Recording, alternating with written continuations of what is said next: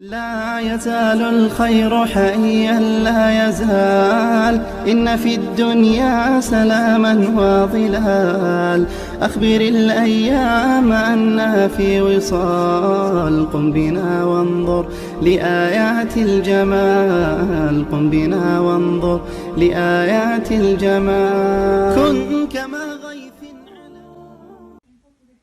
lu gën a yéeme mooy feebar bi nii ak virus bi ak li nga xamante ne mooy nattu bu rëy bi di ñaan borom bi subhanahu wa taala mu daal di ñuy taxaw vraiment yàlla na borom bi subhanahu wa taala dimbali ñu ba feebar bi jóge fi ñi feebar yàlla may leen wér may leen tan ñi feebarul yàlla sàmm leen yàlla na yàlla sàmm ñu fu ñu mënta nekk ñun ñëpp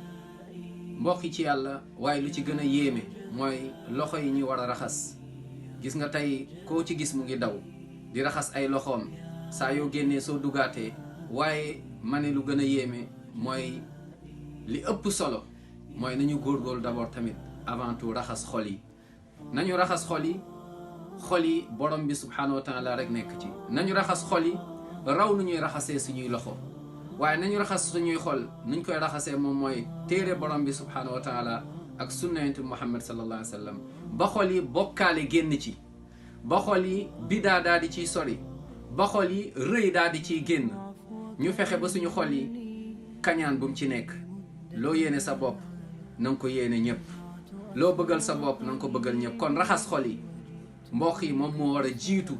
sax ñuy wax naan raxas loxo yi ndax loxo yi luñ ko mënta raxas bu dee xol yi setul rek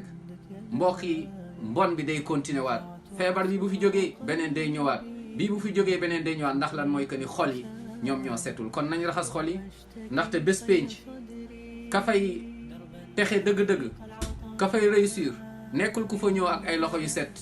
wala boog ay tànk yu set waaye yàlla nee na mooy bés boo xam ne yawma laa yanfau maalun wala banuun illa man ata allaha bi qalbin salim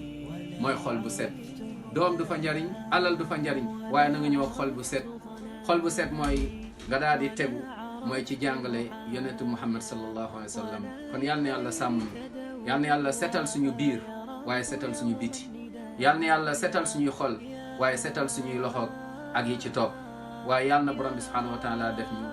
ñoo xamante ni ci ay xaritam la ñuy bokk sàmm ñu ñun ñëpp wassalaamu aleykum wa rahmatullahi wa barakatu